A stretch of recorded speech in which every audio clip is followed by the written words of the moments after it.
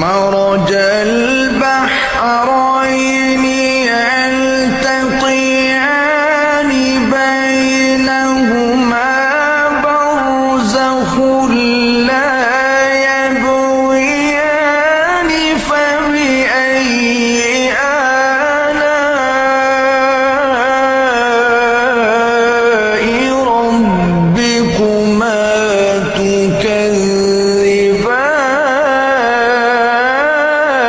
تكذبان